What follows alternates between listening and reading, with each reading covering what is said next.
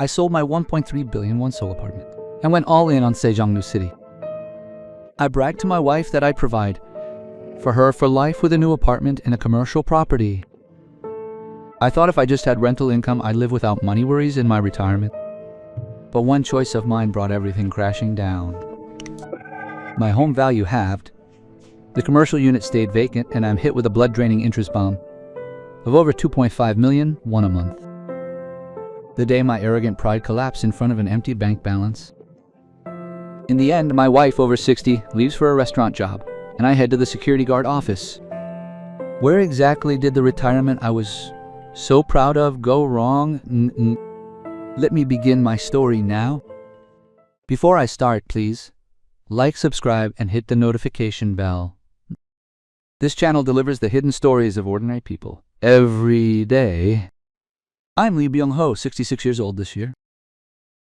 I still clearly remember the winter day in 2020 when I retired as a manager after 32 years at the same company. Walking out of the lobby with a bouquet from my juniors, I was sure my life had been a complete success. I had a decent apartment in Mapo and an only son living on his own in Seoul, doing well for himself. That night, my wife set the table with all my favorite foods and said this, "Yes, honey, you've worked so hard. Now let's just travel, enjoy some hobbies, take care of our health, and live leisurely." I put down my chopsticks and answered with a smile, "You've worked hard raising our son and supporting me all this time, too. All that's left is for me to spoil you, so let's live without any worries from now on." Back then, I truly had no doubt that I could keep that promise. With 180 million won in severance, 200 million in savings, and above all, my Mapo apartment, which I struggled to buy while taking on debt now worth nearly 1.3 billion, I felt secure. That house, which I'd moved into as we raised our child, was like a lifetime medal of honor to me. I also remember sitting at a small pub with my son after I retired. My son clinked his beer glass against mine and grinned. "Dad, are you really retired now? It doesn't feel real yet." I puffed out my chest and replied, "That's right, your father is a free man now. When you're ready to get married, I'll provide a solid sum, so don't worry. Just find a good person." "Nah, I have no intention of touching your retirement funds, Dad." "What are you talking about? I lived my whole life working at that company just for you, so don't worry. Just trust your father and find a good partner." I had no idea that the night I boasted so loudly was the most arrogant moment of my life. The first few months after I retired felt like a dream. Sleeping in every morning and taking slow walks around the neighborhood with my wife was sweet. When I occasionally met old colleagues, they would all look at me with envy. "You don't have to worry about retirement," they'd say. "You got money, don't you? Your kids aren't giving you trouble, and your son is settled, so you have nothing to envy. We are still struggling to pay off our loans." Every time I heard that, I couldn't help but feel a sense of pride. I thought I fully deserved a comfortable retirement in exchange for the youth I gave to the company for over 30 years. However, looking at the substantial retirement fund in my bank account, a different kind of greed began to creep in. I started to wonder if just sitting still was really the best option. Wouldn't it be great to have even just one monthly rent income coming in? I couldn't stop thinking about a retired senior who lived off rent from a few commercial properties while golfing and traveling. I started to think, why couldn't I do the same? About 2 months after I retired, the conversation at a college reunion naturally turned to retirement funds. One friend said over a drink, "These days, if you just keep your money in a savings account, you can't even keep up with inflation. You have to invest it." Then another friend waved his hand in protest. "It's scary if something goes wrong with your investments. At our age, if we lose a large sum, there's no way to earn it back. I'm just going to save and live as I am." I secretly found myself leaning toward the former's opinion. Having lived my whole life following the company's orders, the newfound freedom to decide things for myself for the first time made me giddy. On my way home after the gathering, looking up at the apartment building standing tall under the night sky, I felt a whirlwind of emotions. Around that time, news about Sejong City was on the air every day. It was reporting that as talks of moving the administrative capital reignited, housing prices in Sejong City were rising faster than anywhere else. Sitting in front of the TV, I casually remarked to my wife, "Honey, look at Sejong City there. It looks like that's going to be a real city of the future." "I suppose so. But what does that have to do with us? We're doing just fine as we are." I didn't say much to her reply, but that night I stared at the ceiling, constantly running calculations in my head. How much I could get for selling our Seoul home, and what I could do with the money left over after buying a new apartment in Sejong City. I endlessly sought reasons for it to rise and stubbornly ignored the reasons for it to fall, unaware that the cruel first button was being fastened, which would one day shake my entire life to its core. The next morning, I sat in my study and took out the old diary I had kept since I started working. Running my finger over goals like buying a house, my son's college graduation, and retirement written on the first page, I felt very proud of myself. It was a life where I hadn't missed a single thing I set out to achieve. I turned to a blank page and, with trembling fingertips, began to write down a new goal. Building stable retirement assets every month. Watching me write in my diary, my wife smiled nonchalantly. "Why do you keep making plans even after you've retired? You're allowed to just rest a little now. Aren't we happy enough just living the way we do now? I closed the diary and gave her a confident smile. "Happiness is great, but why stand still when I can make more money? I'll handle everything myself, so don't you worry." The reason I could say that so easily was the arrogance that all my decisions at the company had always been right. Whether it was getting a promotion or taking on important projects, I had never failed even once. So I believed I would naturally succeed this time as well. I didn't know it back then. I couldn't have imagined that the retirement plan I took such pride in was, in fact, already starting to crumble quietly from that very moment. After that day, checking real estate transaction apps and scanning apartment prices in Sejong City became my new daily routine. After watching it for a few days, I saw that the graph was truly frightening. There were countless complexes that had nearly doubled in value in just a few years. Looking at those numbers, I couldn't help but click my tongue. If only I had known about this sooner, I would have invested already. Without saying a word to my wife, I decided to go to Sejong City on my own for a field trip. Driving down and standing in the middle of the new city, the wide roads and government buildings going up made it feel like a city of the future. Walking through the neatly planned new city, my heart started pounding strangely. I headed straight to the pre-sale promotion center. It is absolutely not too late to join now. With the civil servant population continuously moving in, you don't have to worry about vacancies at all if you pick the right shop location. So many people secure one ground floor unit here and put their retirement worries to rest. Those words sounded like gospel to me. I accepted the floor plans and the colorful market analysis materials the employee handed me, but honestly, I didn't even look at them properly. My heart had already been completely captured by the confident tone of the sales manager and the lively atmosphere unique to the new city. On the drive back up to Seoul, I kept ruminating on those 4 words. No more retirement worries. In truth, I had a deep-seated anxiety I hadn't told anyone about. Although my severance pay and savings combined weren't a small sum, I wasn't confident I could last 20 or 30 years on that money. Once my salary stopped coming in, my bank balance just kept shrinking every month. I had acted bold and talked big to my wife, but every time I saw the balance drop, I felt a chill run down my spine. With no income until my pension kicks in and my son, living away from home, likely to get married soon, the pressure was mounting. So to me, the word rent didn't seem like mere greed, but the only answer that could put my inner anxiety to rest. If I had money coming in steadily every month, I felt I wouldn't have to spend any more sleepless nights staring at my bank balance. Besides, I justified my decision as a result of careful, perfect calculation. thinking that holding only bank deposits in this day and age was a loss. It was around that time that I casually brought it up at an alumni gathering and faced fierce opposition from my friends. I'm buying an apartment in a commercial unit in Sejong City. Are you out of your mind? Why on earth would you sell your house in Seoul? One friend warned me seriously that people flock to Seoul while populations are shrinking in the provinces, and another friend chimed in to support him. Commercial property is even riskier. What if it sits vacant and you're stuck paying off loan interest every month? Can you handle that? I scoffed at their words. You guys don't know the current market in Sejong. If you don't get in now, it'll be too late to regret it later.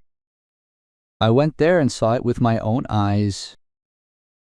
My friends shook their heads, but I thought they were just being cowardly and missing the opportunity right in front of them. Throughout my 32-year career, I had always stayed a step ahead of others to achieve results. I was certain this would be no different. When I got home, I brought up the Sejong City idea to my wife for the first time. Honey, I went to Sejong City last week. If we secure a good commercial unit there, our worries about retirement funds will be completely over. My wife stopped cooking and turned to look at me with a startled expression. What? When did you go? I didn't tell you because I didn't want you to worry.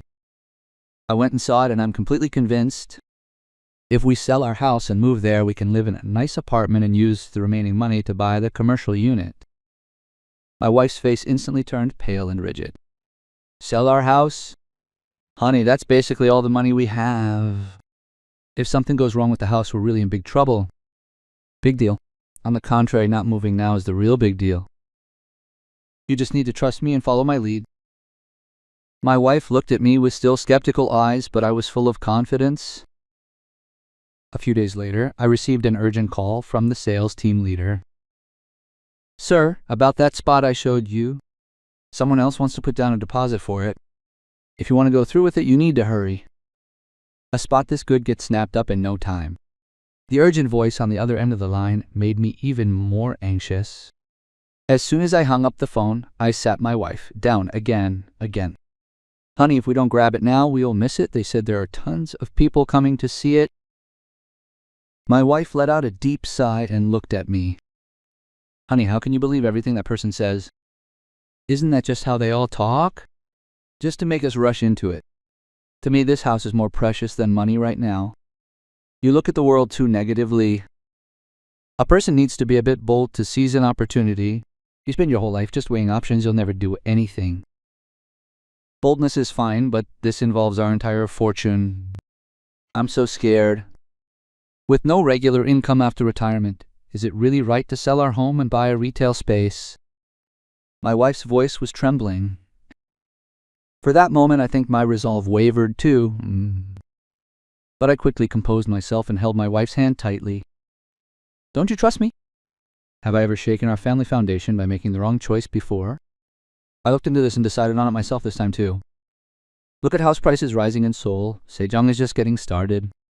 If you do as I say, we'll get rent every month and be able to help our son when he gets married. My wife stared at me in silence for a long time before finally nodding slowly.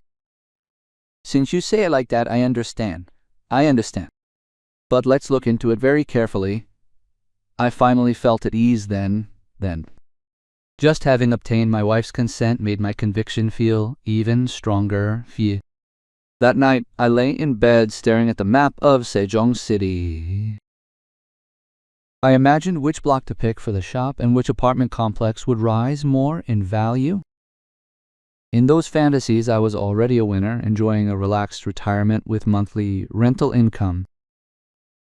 My wife's anxious face and my friends' warnings were no longer visible to me. That was how I was pushing myself toward the cruelest choice of my life. In the spring of 2021, I finally put our Seoul apartment on the market. Less than 2 weeks after listing it, a buyer appeared, and we signed the contract for 1.3 billion won. When I signed the final contract, I felt more proud than bittersweet. The fact that years of hard work had finally paid off in such a large sum felt like proof that my decision was the right one. After paying the balance for the apartment, we signed a contract for an apartment in Sejong City for 1,000,000,000 won. On moving day, my wife and I sat across from each other in the empty living room. The house, stripped of all our belongings, felt strangely spacious and desolate. Faded marks remained where the furniture used to be, and the doorframe of what was once our son's room still bore the scribbles we used to measure his height. I traced those marks with my fingertips, a flood of mixed emotions washing over me. "Honey, we really lived here a long time while raising our son," my wife said quietly while looking out the window. I patted her shoulder and answered, "Don't be sad. We're making a fresh start in a place much better than this. The Sejong apartment is much more comfortable, and with the rent from the commercial space, we can live without a worry." After paying taxes, broker fees, and the balance for the new apartment from the sale of our sole home, about 260 million won remained in cash.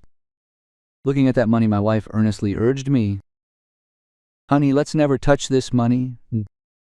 We don't know what might happen, so let's keep it as an emergency fund." I readily nodded at her words. "Yes, of course. This is our safety net for retirement, so let's leave it alone." That promise to protect our surplus funds was, at the time, our final and minimal safety device. On the evening we finished moving, my son, who lives on his own, called me. "Dad, did the move go well?" "Of course it went very well. Come visit later. You'll be surprised at how comfortable it is." "But Dad, aren't you pushing yourself too hard?"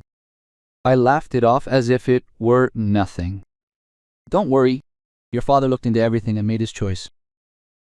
In fact, it's good news because now I can help you out when you get married without worrying about money." Even after hanging up, I remained immersed in a sense of pride for a while.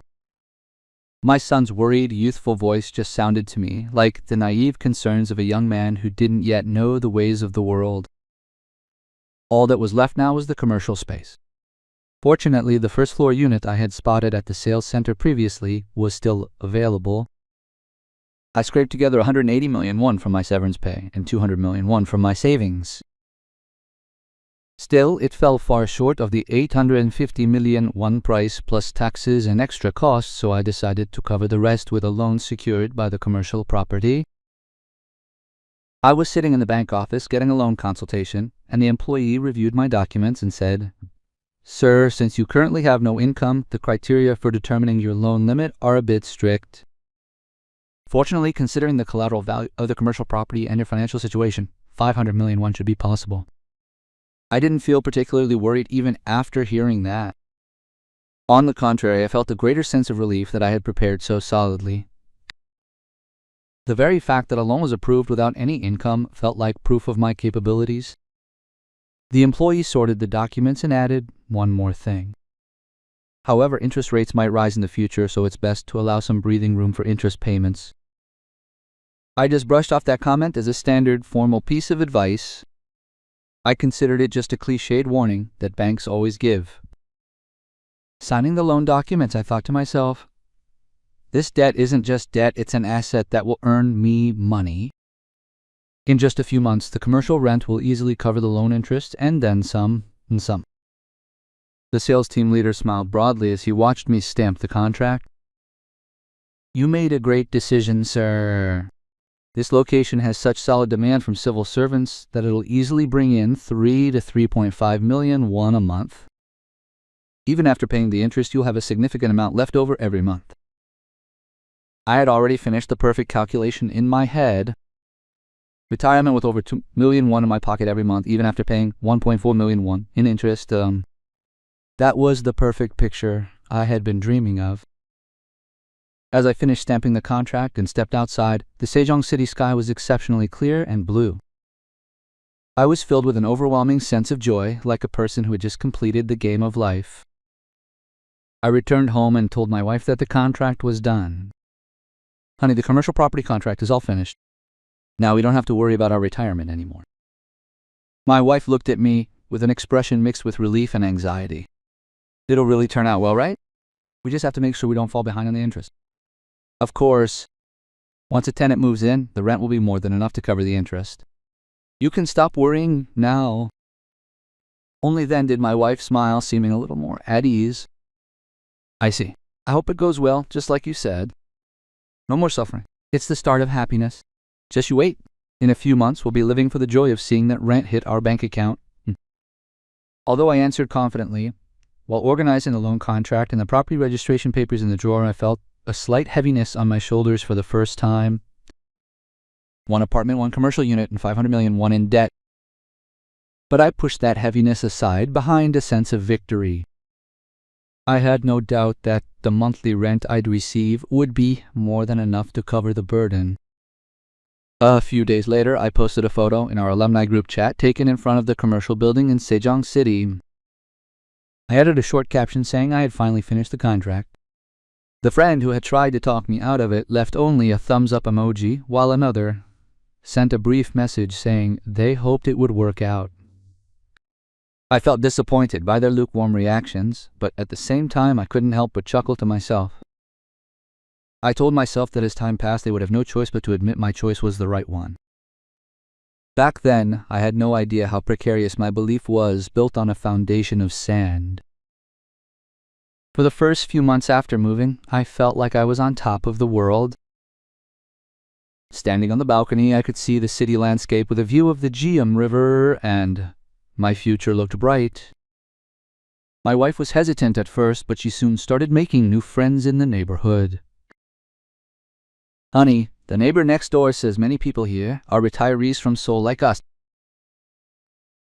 Every time my wife shared such news, I felt a sense of pride. It felt like proof that we had made a smarter choice than everyone else. On weekends, we walked along the promenade lined with young trees, enjoying the fresh air of the newly developed city. In Seoul, I was always swamped by people and traffic, but here, the wide roads and quiet parks seemed to welcome us. Even in the alumni chat, people would occasionally ask how I was doing. One day, even the friend who had been so skeptical sent me this message: "Hey, I heard property values in Sejong shot up. You really had a good eye." When I received that message, I rejoiced internally. It was the moment my conviction that I had made the right choice became firmer than ever. My wife was also getting used to life here, mingling with the neighbors she had met. One day, after she returned from a walk, she told me this: "Honey, the neighbor next door has 2 commercial units, and she said 1 is already rented out. We'll be the same soon, right?" Hearing that, I became even more certain. Our commercial unit will be rented out soon, too. If everyone else is doing it, there's no reason we can't. However, the problem was the commercial unit itself. When I signed the contract, I believed a tenant would be easy to find, but summer passed and the space remained empty. Every weekend I went to check on the commercial building myself. The for rent sticker on the first floor window was fading, but I didn't receive a single inquiry call. I contacted the sales manager several times, but the answer was always the same: "Sir, please wait just a little longer. It takes some time for a commercial district to fully settle. Once the surrounding government offices are all moved in, it will fill up naturally." I believe those words exactly as they were said. Even while watching the maintenance fees and loan interest leave my account every month, I comforted myself by saying I just needed to hold on a little longer. Whenever the date for the interest payment arrived, I grew anxious without realizing it, but I pushed those feelings away and pretended to be calm. It wasn't until late that autumn that a single person finally appeared to see the commercial space.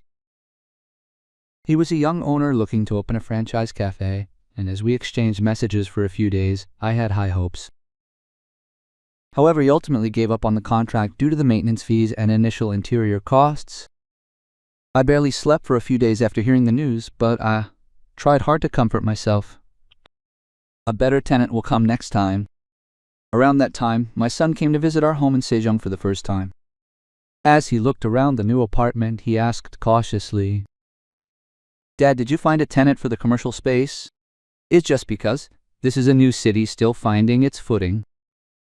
It will fill up soon. Don't worry too much. But you're still paying interest and maintenance fees every month. Are you really okay?" I waved my hand and laughed. I started this after calculating my retirement funds generously. I can handle that much easily. Don't worry. Around late autumn that year, talk of the base interest rate started to appear in the news from time to time. Experts predicted that the Bank of Korea would have no choice but to raise rates as inflation continued to rise. I didn't pay much attention to the news even as I watched it. Honey, what if the loan interest just keeps going up like that? When my wife asked with concern, I answered as if it were no big deal. Even if it rises a little, how much could it possibly go up? And once a tenant comes in soon, the monthly rent will more than cover it, so why worry? We started this with plenty of margin, so stop worrying. Even when I happened to see an article about Sejong apartment prices stalling that winter, I brushed it off. Adjustment periods happen everywhere. The major trend won't change. I comforted myself like that and tried hard to suppress the anxiety in my heart. At the end of the year, my wife suddenly spoke up while preparing dinner. Honey, the news keeps saying, the real estate market isn't looking good lately. Are we really going to be okay? I answered while still holding my spoon. Why are you doing this again? How many times do I have to tell you? It's just stalling for a moment right now. The market is supposed to grow by going up and down. Just wait a little bit. Next year it will go back up as if nothing happened. My wife didn't say anything more, but an indelible look of anxiety still remained on her face. Even while looking at my wife like that, I remained confident deep down. I believed that my life, which had lived without major crises, would not betray me this time either. I believed that the commercial vacancy and the slowly rising interest rates were just passing gusts of wind. I really didn't know back then that those quiet signs were the beginning of a storm that would shake our couple's life to its core. As soon as 2022 dawned, the evening news was practically plastered with talk of interest rates. The Bank of Korea began raising the base rate again and again, and the pace was alarming. I initially brushed it off, but as spring passed and summer approached, I could no longer ignore the interest payments draining from my account. The loan interest that used to be 1.4 million won had suddenly soared well past 2 million won. Honey, the interest went up again this month. Won't this become truly unmanageable soon? Even when my wife looked at the bank book and asked with worry, I still tried hard to act calm. Just bear with it a little longer. If we give up now, we just lock in our losses. Let's hold on a bit more. We've held out well so far. But the commercial space remained empty with nearly a year having passed. Over 400,000 won in maintenance fees went out every month, and with the loan interest on top of that, our expenses snowballed. I would linger in front of the unit every weekend looking for passers-by, but there was no one on the street and no one took notice of the for lease sticker. Once I heard news about the commercial unit of the neighbor my wife used to envy. Honey, they say the neighbor's shop is having a hard time lately too. Even the place that was rented out lost its tenant because they couldn't last long. Strangely, hearing that brought a sense of relief to one corner of my heart. It was the reassurance that I wasn't the only one in this situation. But that relief did not last long. The fact that others were struggling did nothing to improve my own situation. Around autumn, I happened to check the actual transaction prices of apartments in Sejong City and felt my breath catch in my throat. The apartment we bought for 1 billion won was being traded in the 600 million won range for a similar size. I refreshed the screen several times to make sure I wasn't misreading it. But the numbers did not change. Honey, take a look at this. Our apartment's market value has dropped this much. When I held out my phone screen, my wife stared at it silently for a long time. Is this for real? That it's dropped this much from the price we paid? Still, this must be a temporary correction. It will rise again as time passes. Even though I said that, I couldn't get any sleep that night. The reality was finally setting in. The commercial space was vacant, bleeding money through maintenance fees and loan interest while the value of our apartment had plummeted, wiping out millions in an instant. When winter arrived, the situation only got worse. The loan interest exceeded 2.5 million won. And with maintenance fees added, we were losing nearly 3 million won every month on that one space. Whenever the notification chimed on my phone, on the 25th of each month, my hands would tremble without me realizing it. Every time I checked my bank account to see that large sum vanish in a flash, I would sit there in a daze for a long time. Honey, are we really going to be in big trouble at this rate?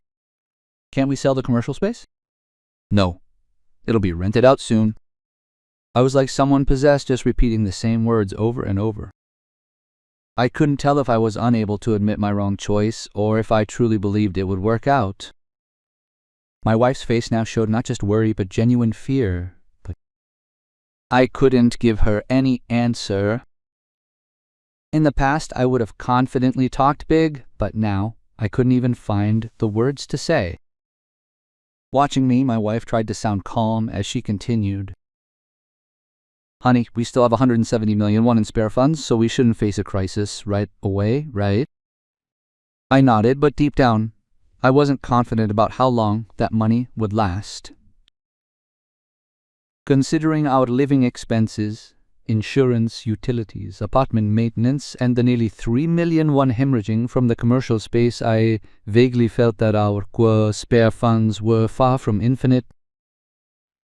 My contact with friends also became less and less frequent.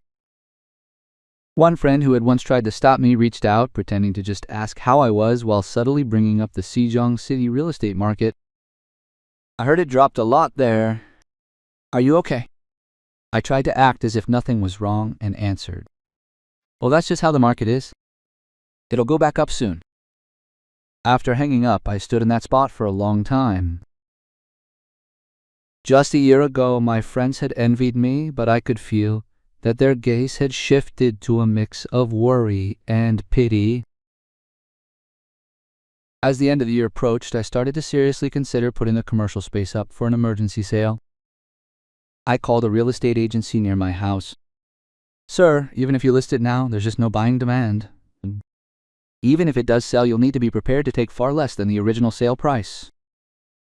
After hearing that, I hung up the phone and sat blankly on the living room sofa for a long while. Only then did I realize that no matter whether I sold it at a loss or held on to it, I was losing money every month. There was no way out. I still couldn't fully accept that my retirement plan, which I had believed to be perfect, was crumbling after just 1 year. And that instability was only just the beginning. As we entered 2023, the daily life of my wife and me changed completely. My wife used to enjoy a relaxed life, going for walks or attending community centers, but now she was more often seen poring over account books, trying to save every penny. I was no different. After paying the monthly interest on the commercial property, maintenance fees, apartment bills, our living expenses, and insurance, our account balance would visibly shrink. Our surplus funds, which once stood at 260 million, had dwindled to just over 100 million. Every time I checked that number, a cold chill would run through me. Honey, at this rate, won't this money run out soon? When my wife asked me as she closed the account book, I tried to answer as calmly as I could. Let's hold on a little longer. Everything will be solved once the commercial unit is rented out. Then my wife's pent-up frustration finally erupted. Stop saying a little longer, just stop it. Please just look at our reality. Has anything gone right since I moved here? Trusting you? Commercial unit has been vacant for 2 years, eating away at our retirement funds, and the apartment is on the verge of dropping to the 500 million range. Please just sell the place, give it away, just do something. I'm begging you, honey. I couldn't say a word in response to my wife's cry, because I no longer had even a shred of the confidence I once had. Watching the speed at which our bank balance was falling, I would secretly tap on my calculator every night. I was desperately trying to ignore the answer to how long we could hold on, even though I already knew it. Around that time, I became so desperate that I considered lowering the rent well below the market rate, or even letting someone in for free just to cover the maintenance fees. I contacted several real estate agencies again, but the responses were all the same. Sir, no matter how much you lower the terms, there aren't even any inquiries right now. The commercial area is just completely dead. Every time I heard that, I felt like I was burning up inside. For the first time, a sense of helplessness, knowing there was nothing I could do, weighed me down completely. Even when I listed the commercial property for sale, not a single person came to look at it.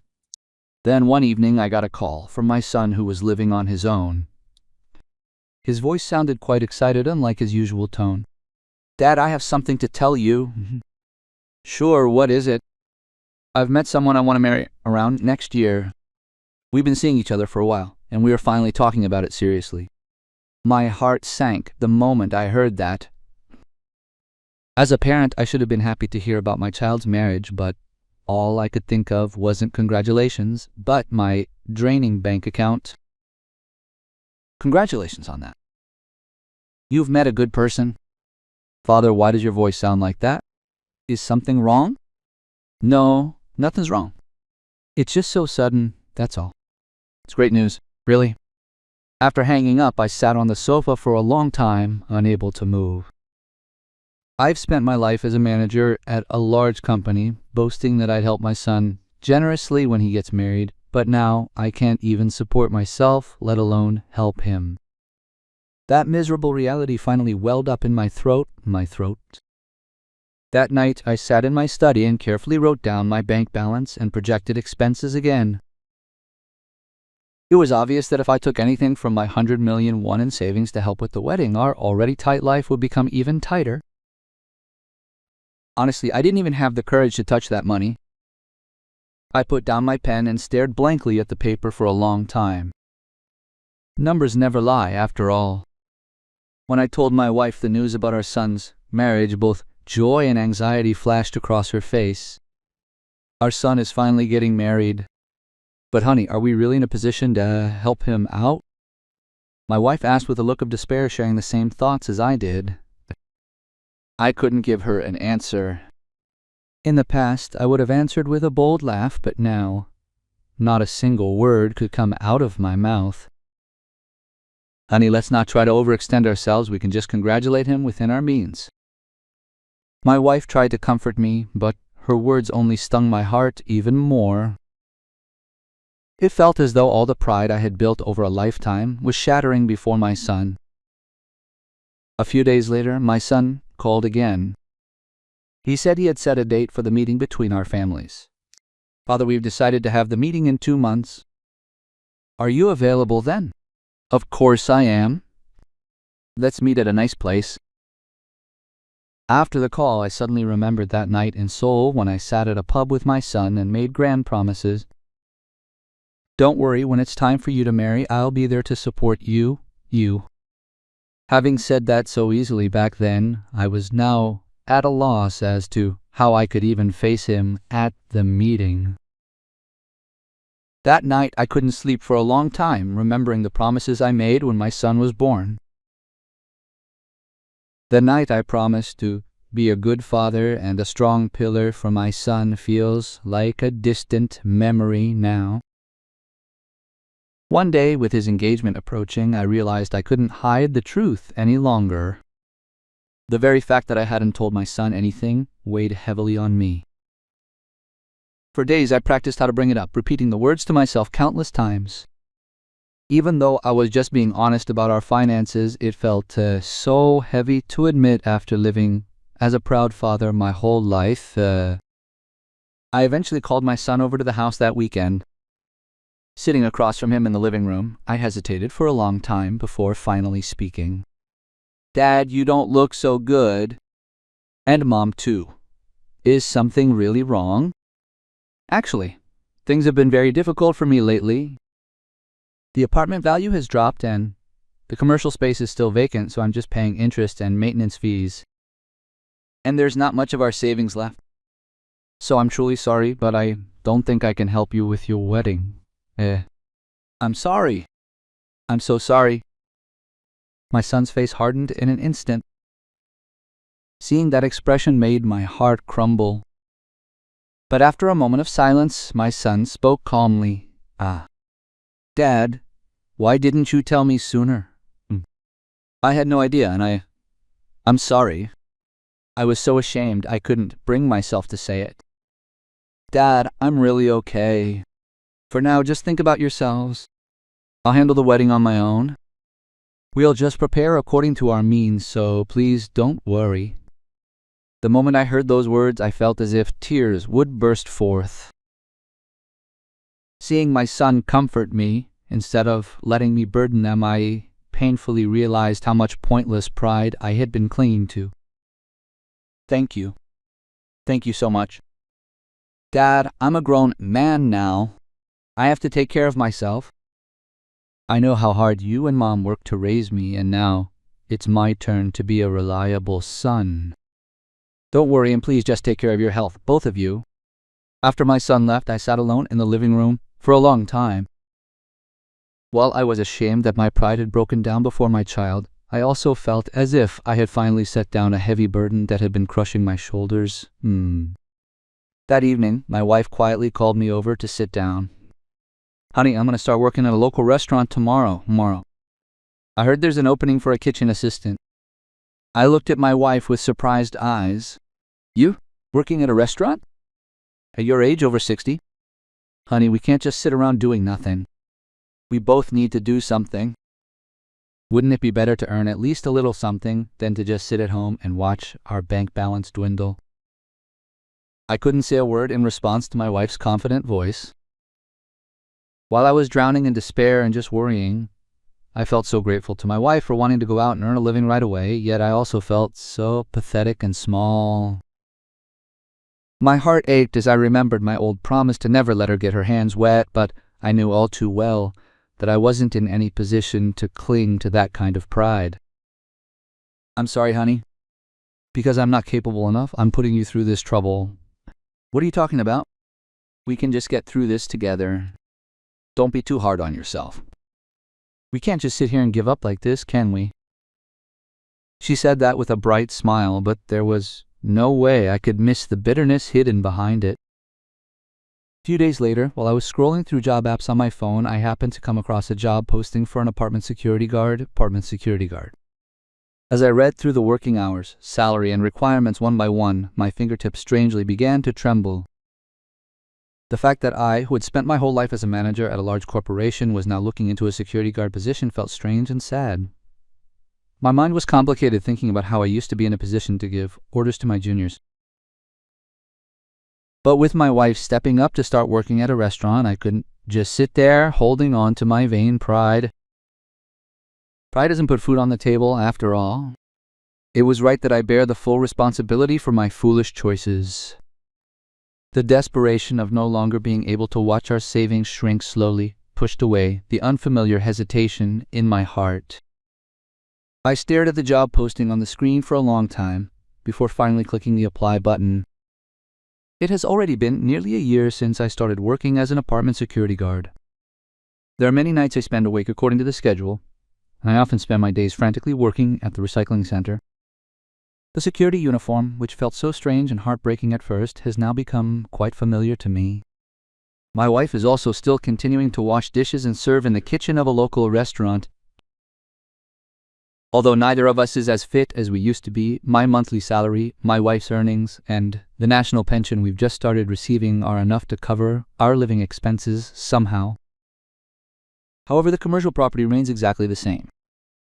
Without ever having a proper tenant, the monthly loan interest and maintenance fees continue to drain away. Even now, my heart turns cold whenever I check our bank account, because we have to cover our living expenses with the money we earn from our sweat, all while still managing the interest and maintenance for the commercial property. That property, which I once believed would securely protect our retirement, has now become a money pit that swallows up our entire income. I've put the commercial property up for a quick sale several times, but there's still no one interested in buying it. Not long ago, I heard from a friend who had tried to talk me out of it. After asking how I was doing, he casually dropped a comment that left me dazed for a long time. "Hey, that Mapo apartment you sold back then hit a record high recently. It's gone up by several $100 million since you sold it." After I hung up the phone, I stared out the window for quite a while. If I had just stayed put in my soul home back then, that regret wouldn't leave my head. But what use is there in shedding tears over it now? I just forced those feelings aside and straightened my uniform collar for work again. These days, I ruminate every day on how my judgment was nothing but vain arrogance when I chose Sejong City. I only now realize that the success and confidence I built up at work throughout my life became poison when facing the most important decision of my life. My arrogance, believing only my own judgment was right and refusing to listen to others, is what ultimately led our retirement to this point. Still, I am truly fortunate that my spouse and I didn't collapse while blaming each other. Enduring the hard times together, we've actually learned to be grateful for even smaller things than before. Our son held a modest but dignified wedding, and he's bravely building his own life while understanding our situation. Is there anyone out there currently trying to recklessly gamble their life savings on a shallow conviction like I did? If so, I truly want to tell you this one thing. The moment your self-confidence reaches its peak is the most dangerous moment in your life. Tonight I head to work again, deeply engraving those words in my heart. Thank you for listening to my story until the end. I hope the story I shared has left a small resonance in a corner of your heart. Just as the years you've lived have passed, I hope your future days will always be peaceful and warm.